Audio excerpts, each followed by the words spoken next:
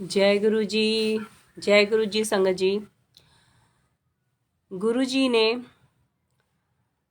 अपनी संगत से बोला कि मैं तुम्हें नींबू की तरह निचोड़ता हूँ। जब तुम मेरे पास आते हो तो संगत तो कई तरह की होती है जो गुरु जी से जुड़ती है। कुछ संगत वो होती है जो कुछ टाइम आती है फिर मतलब डिस्कनेक्ट हो जाती है, या गुरुजी उनका मन में अपने आप चेंजेस कर देते हैं। शायद उनको ब्लेसिंग्स की इतनी ज़रूरत नहीं होती, या उनकी अभी टाइम नहीं आया होता कि गुरुजी के थ्रू वो इतनी ब्लेसिंग्स ले पाएँ। तो कुछ संगत आती है और थोड़े टाइम के लिए गुरुजी के साथ अटैच होती है, फिर डिस्कनेक्ट होती है। कुछ संगत ऐसी होती है कि जो गुरुजी को 10, 20, 30 धीरे धीरे उनका विश्वास बढ़ता जाता है और धीरे धीरे वो मानते रहते हैं और लॉन्ग टाइम और तक मानते रहते हैं। लेकिन कुछ ऐसी संगत होती है जो कि बहुत प्योर होती है, मतलब कि उनकी सोल्स बहुत हायर सोल्स होती हैं, जो उनसे गाड़ी, घर, पैसे, मोबाइल मांगने नहीं जाते। उनको किसी भी चीज़ से कोई लेना देना नहीं होता। ना उनको अपनी हेल्थ के लिए कुछ बोलना है, ना उनको पैसे चाहिए, ना उनको बिजनेस चाहिए, ना उनको शादी का कोई इशू, ना उनको कोई बच्चे चाहिए। मीन्स वो डिफरेंट वर्ल्ड के होते हैं। मीन्स वो जो इस धरती की सुखों से ऊपर उठ चुके होते हैं, जिनको प्रभु मिलन की आस होती है, जो भगवान को पाना चाहते हैं, जो मोक्ष को पाना चाहते हैं, जो परमात्मा से जुड़ना चाहते हैं। तो वो जो सोल्स होती हैं वो बहुत हायर लेवल की सोल्स होती हैं, और जितनी वो हायर लेवल की सोल्स होती है उतने कड़े उनके टेस्ट होते हैं। भगवान को पाना जितना हम मुंह से बोल देते हैं कि हमें गुरुजी आपको पाना है, हमें मोक्ष दे दो, हम डायरेक्ट आपसे कनेक्शन बना पाएँ, या आप हमें डायरेक्ट सामने आके दर्शन दे दो, ऐसी कई सारी हमारी इंसानों की इच्छाएं होती हैं जो हम डिमांड करते हैं, जो कुछ लोग डिमांड करते हैं खैर इस लेवल का।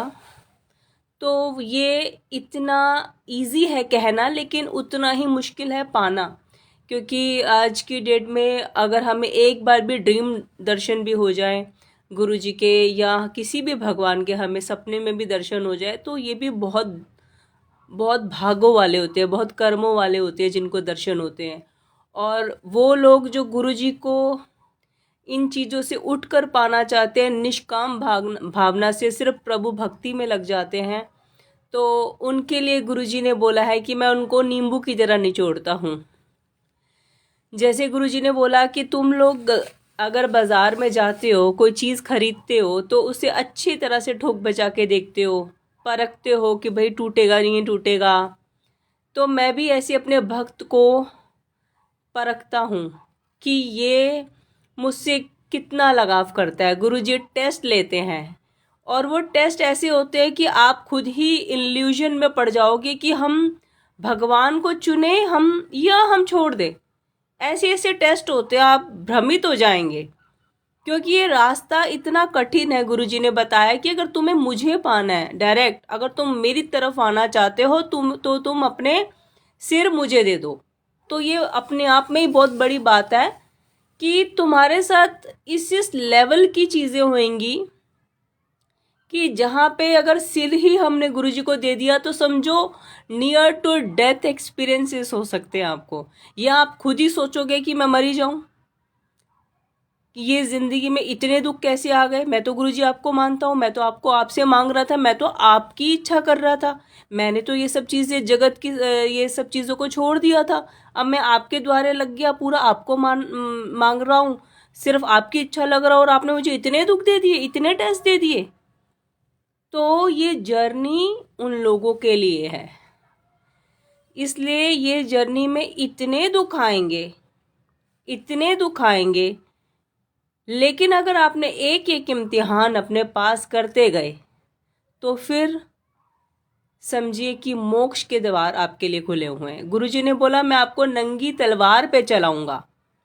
हो सकता है आपको भूखा रहना पड़ जाए, घर में खाने को ना मिले, हो सकता है आपको आपके जितने भी अच्छे लोग आपके साथ जुड़े हुए हैं, घर परिवार के या बाहर के, आप अच्छा कर रहे हैं, वो आपको बिना बात पे इतनी इंसल्ट करके चले जाएंगे, बिना बात पे आपको दुश्मन समझने लग जाएंगे। ऐसे ऐसे एक्सपीरियंस, मतलब कि डिफरेंट, एकदम अजीब, कि ये क्या हो रहा है अचानक से, ये एक्सपीरियंसेस हो जाते हैं जिसमें इंसान खुद ही समझ में नहीं आता कि करे तो करे क्या, कहाँ जाए, किसको बोले। बस फिर वो रोता है भगवान के आगे दहाड़े मार मार कर। जब वो रोता है, जब उसके आंसू निकलते हैं, तो वो और डिस्कनेक्ट होता है। वो तो एक घर गाड़ी पैसे मोबाइल से डिस्कनेक्ट हुआ था ना, तो फिर वो दुनियावी प्यार जो है, हमने जो पाल रखा होता है कि मेरा भाई, मेरी बहन, मेरी माँ, मेरा बेटा, मेरी पत्नी या मेरा पति, या मेरी इज्जत, मेरी सेल्फ रिस्पेक्ट, ये सब चीज़ें निकालनी होती हैं। ये तब निकलती है जब आपको अगर आपकी रिस्पेक्ट, आप में हर इंसान चाहता है कि भैया मेरी रिस्पेक्ट यू, ऑफ कोर्स कोई भी नहीं चाहेगा कि मेरी इंसल्ट हो। तो ये चीज़ों से निकालने के लिए सबसे पहले एक तो फर्स्ट स्टेप आता है ईगो। ईगो से हम भरे हुए होते हैं, तो हमारी जब कोई इंसल्ट करके चला जाता है, थोड़ी सी ईगो डाउन होती है, थोड़ी सी, बहुत माइनर सी। जब भर के आपकी झोली में इतना कुछ, इतने ग्रुप ऑफ पीपल आपकी लाइफ में आ जाएं जो आपको भर भर के नीचा दिखा दे, तो आपकी ईगो तो ज़ीरो लेवल हो जाएगी, जो सेल्फ रिस्पेक्ट है वो भी ज़ीरो हो जाएगी। वो उसमें भी आप सोचना ही छोड़ दोगे कि मेरी एक सेल्फ रिस्पेक्ट की भी एक चीज़ है। तो आप क्या करोगे, डिस्कनेक्ट हो जाओगे। आपका सर्कल छोटा और छोटा और छोटा और छोटा और छोटा होता जाएगा। यही वो वहाँ से समझो परमात्मा का चक्र शुरू हो जाता है कि वो आपको इन सब लोगों से, जो कि फालतू के रिश्ते होते हैं, इन सब से डिस्कनेक्ट करने लग जाता है। जब आप पूरा आइसोलेटेड हो जाते हो, बिल्कुल लोनली हो जाते हो, अकेले होते हो, और परमात्मा और आप, सिर्फ और सिर्फ आप रह जाते हो। बिल्कुल आपका मन नहीं करता मैं किसी से बात करूं, आपका मन नहीं करता मैं किसी से मिलूं, तो समझो ये ब्लेसिंग्स हैं। और ये इस लेवल की ब्लेसिंग्स होती हैं जो आपको, जितना आप अकेले रहेंगे, पहले तो आप भर भर के रोएंगे रब के आगे कि देखो उसने ऐसे किया, उसने ऐसे किया, मैं तो इतना सच्चा हूँ, मैंने तो उसके लिए बहुत अच्छा किया, मैंने इतने सालों से बहुत अच्छा किया, मैं तो अभी भी ये कर रहा था। तो आप देकर भूल जाना सीख जाएंगे, फिर आपका ईगो ख़त्म हो जाएगा, फिर आपकी सेल्फ रिस्पेक्ट, अब बोलेंगे ऐसी की तैसी मेरी सेल्फ रिस्पेक्ट मुझे नहीं चाहिए, निकाल लो गाली, मुझे कोई फ़र्क नहीं पड़ता, कर लो इंसल्ट, मुझे कोई फ़र्क नहीं पड़ता। आपका ये लेवल आ जाएगा। जब ये लेवल आ जाएंगे, नेक्स्ट लेवल है भगवान का। फिर आप और भगवान अकेले, आइसोलेटेड, वो मेन होती है भक्ति। जब आप के आसपास कोई ना हो, जब आप जितने अकेले होंगे उतनी आपकी भक्ति स्ट्रांग होती जाएगी। जब जितनी आप अकेलेपन में भगवान से आप टच में रह सकते हो, उनके साथ कनेक्शन बना सकते हैं, उतना आप सर्कल में रहकर, लोगों के बीच में रहकर कभी भी नहीं बना पाएंगे। तो जिसको भी भगवान चुनते हैं अपने लिए, जिसको भी लगता है भगवान को कि ये मेरा बहुत हायर सोल है, ये मेरा भक्त पिछले जन्मों से जिसने भक्ति की होती है, उसी को ये सौभाग्य प्राप्त होता है। और ये जन्म जन्मों की भक्ति होती है जो जन्म दर जन्म आगे आगे बढ़ती जाती है। बट हम लोग हर जन्म में भूले होते हैं कि हमने पिछले जन्मों में अच्छा किया या बुरा किया। सिर्फ बुरा ही नहीं किया होता, हमने अच्छा भी किया होता है। तो वो जो हमारे कर्मास होते हैं वो हमें भक्ति में डालते हैं। और क्योंकि ये जब से दुनिया बनी तो सारे पहले तपस्वी होते थे, ये तो आजकल के चलन है जो हम भगवान को बिल्कुल 5 मिनट का टाइम देते हैं, जबकि मांगते हैं उनसे बहुत भर भर के हैं। लिस्ट उन्हीं के आगे रखते हैं, चाहे कोई बड़े से बड़ा अरबपति हो वो भी भगवान के दर पे मांगने जाता है, चाहे कोई रिक्शा वाला हो वो भी भगवान से मांगता है। तो हम सारे भगवान के आगे मांगने वाले, एक तरह से भिखारी ही। किसी को भी देख लीजिए, कितना बड़ा बिजनेसमैन हो, कोई भी हो, आखिर वो भगवान से ही मांगता है। और सारा दिन अपने बिजनेस को देने के बाद फैमिली को, अपनी लाइफस्टाइल को, अपना घूमना फिरना, ऐशो आराम, और इतनी लंबी लिस्ट के बाद कितना टाइम मिलता है भगवान के लिए? ओनली 5 मिनट्स, या ये भी नहीं, या दूर दूर से, बस दूर दूर से सर झुका दिया, हो गया, इतने में हो गया। तो हम लोग इतना सा टाइम देते हैं, जबकि लिस्ट हमारे पास बहुत लंबी है और हमें पूरी लाइफ मांगते रहना है। और अगर यही हम अपने आप को कंपैरिजन करें, हम लोग रोज सड़क पे निकलते हैं, हर रेड लाइट पे कोई ना कोई भिखारी मिलता है, तो हमें पता होता है भाई ये अब हमारी तरफ ही आ रहा है, ये अब मांगेगा, फटाफट शीशे चढ़ा लो ऊपर, फिर आ गया मांगने। तो हम इरिटेट होते हैं, हम उनको 5-10 रुपए भी नहीं देना चाहते, जबकि ये शायद ऐसे सिक्के 10 के ऐसे हमारे घरों में शायद रुल जाए, गिर जाए, खो जाए, जबकि कोई इतनी 10 रुपए आजकल हर कोई दे सकता है ईजिली। तो हमें वो देने में भी प्रॉब्लम होती है, अरे इनको तो देना ही नहीं चाहिए, ये जाके तो नशे करते हैं, ये जाके तो फलान करते हैं। हम इतने में भी इतनी बातें उनको सुना के निकल लेते हैं, चाहे वो बेचारे बहुत नीड में हो। ऐसे ही भगवान हमारे लिए क्या सोचता होगा? आ गया फिर से मांगने, भिखारी। तो हम भगवान के आगे भिखारी हैं। तो यही है कि अगर हम इतनी चीज़ें लेकर भगवान को सिर्फ 5 मिनट देते, समझो हम इसी चीज़ों में आए और इसी में ही खो गए, और इसी में खोते खोते कब हमारा अगला टाइम, अगला श्वास आ गया, जो हमारा एंडिंग वाला श्वास है, हमें पता ही नहीं चलता। तो हमने तो कुछ अगले जन्म के लिए रखा ही नहीं ना, कि हमें फिर से भगवान अच्छे घर में पैदा कर दे, ब्लेसिंग्स हो, जिस घर में हर एक सुविधा हो और साथ में अकल हो कि हमें भगवान को याद रखना है। अल्टीमेटली करता तो सब कुछ भगवान ही है। तो हम चलो बाद में करेंगे, चलो हम देंगे, चलो हम भले का काम करेंगे, हम इसको देंगे उसको देंगे, अभी नहीं तब देंगे, या मैं सोच रहा हूँ, या मैं करूँगा, ये सारी चीज़ों में हम delay delay delay delay delay करते जाते हैं और हमें पता ही नहीं चलता कब समझो हमारा टाइम आखिरी आ जाता है। इससे पहले कि हम ऐसी स्टेज पे पहुँचे, क्योंकि हमें ये किसी को नहीं पता होता कि हमारा लास्ट श्वास कौन सा है, क्योंकि हमें सालों की काउंटिंग में ज़िंदगी नहीं मिलती, हमें श्वासों की काउंटिंग में ज़िंदगी मिलती है। तो हमें जल्दी से जल्दी खुद को ही जुड़ जाना चाहिए।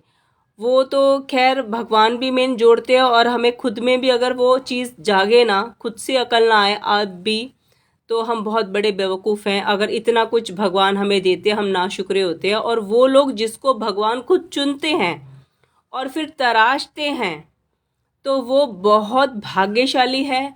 अगर किसी पर इतने दुख बरस रहे हैं, तो समझिए भगवान आपको तराश रहे हैं।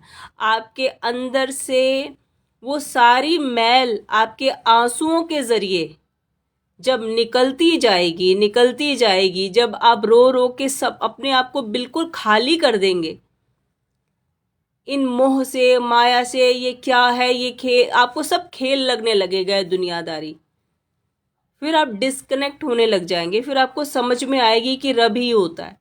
तो फिर भगवान आता है आपका रास्ता, आपको हाथ पकड़ के, जो हमारा मेन पर्पस है, हम जहाँ से आए थे आखिर जाना वहीं है, जन्म भी वही देता है, मृत्यु भी वही, वहीं से आए थे वहीं जाना है। तो हमें ये सारा खेल समझ में आता है।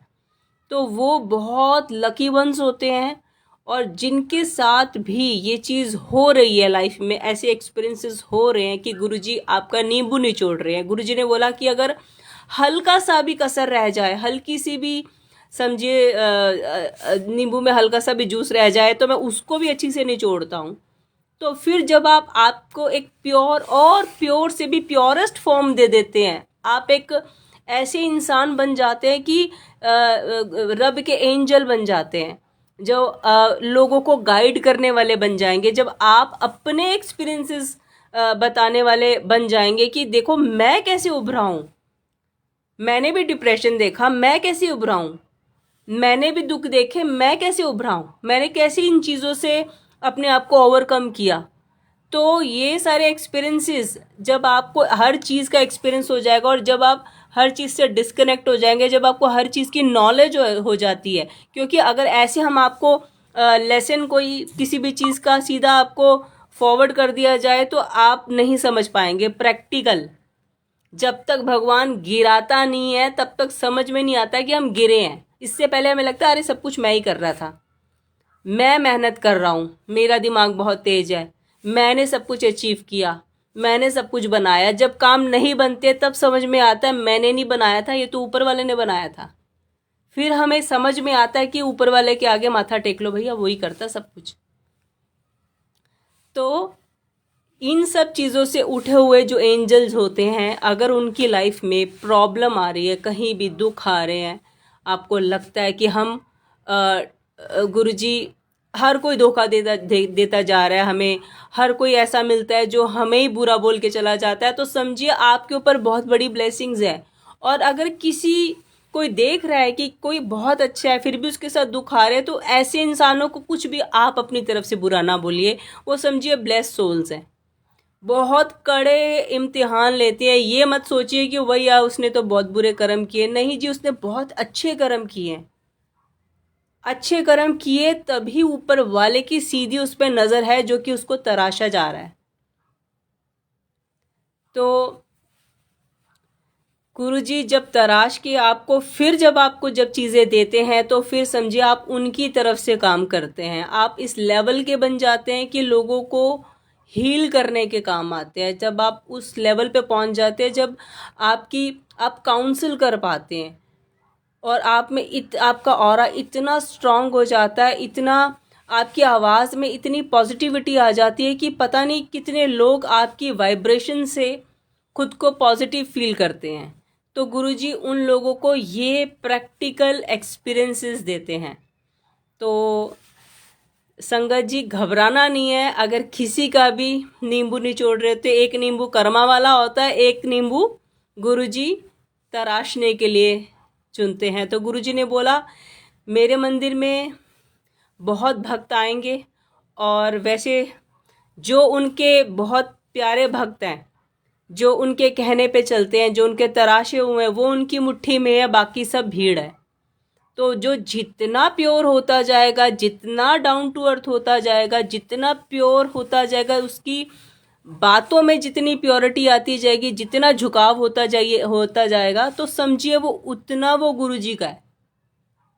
गुरुजी ने उसे अपना बना रखा है, वो गुरुजी का पूरा समझिए गुरुजी ने उसे अपने हाथों में ले रखा है। तो वो होता है बिल्कुल प्योरेस्ट एक सोल बना दी गुरुजी ने, कि जैसे हमारे रब को एक भक्त चाहिए जो कि ये कलयुग की सारी चीज़ों से ऊपर उठा हुआ हो हर चीज़ में, तो वैसा गुरुजी अपने जैसा बना देता है। क्योंकि भगवान को भी किसी चीज़ का फ़र्क नहीं पड़ता। भगवान को बहुत लोग बुरा भी बोलते हैं, अच्छा भी बोलते हैं ना। वो अच्छा हमारे बोलने से एकदम से प्रकट होकर हमारे सामने आते हैं, ना हम कुछ बुरा बोलेंगे तब वो कोई रिएक्शन करते हैं। वो न्यूट्रल रहते हैं, उनको कोई फ़र्क नहीं पड़ता। वो इस लेवल का इंसान को जब बना देते हैं तब बनते हैं प्योर।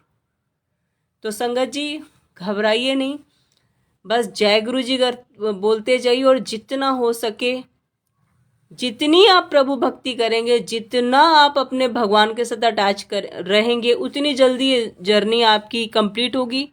और जब भी रोने का भी मन करे, ऊपर वाले के सामने बैठ कर रोइए। जी भर के रोने का मन करता है, जी भर के रोइए, इससे आपकी नेगेटिविटी निकलती है। आपके ग्रह जो होते हैं वो हमारे आंसुओं के जरिए बह जाते हैं, आपके कर्मा सारे निकल जाते हैं। पता नहीं हमें कितना रोना था, भगवान के आगे रो रहे हैं, पता नहीं कितना कम रोना पड़ रहा है, पता नहीं किस सिचुएशन में रोना पड़ना था, लेकिन हो सकता है कम रोना पड़ रहा है। तो बहुत सारी चीज़ें होती है जब हम गुरु की शरण में आके जो हो रहे होते हैं एक्सपीरियंसेस, वो समझिए बहुत कम हो रहे हैं। तो जय गुरु जी, शुक्राना जी। गुरु जी आज के लिए इतना ही। कल फिर से बहुत अच्छे किसी गुरु जी के अच्छे वचन के साथ वापसी हम बात करेंगे, डिस्कस करेंगे। शुक्राना गुरु जी, जय गुरु जी।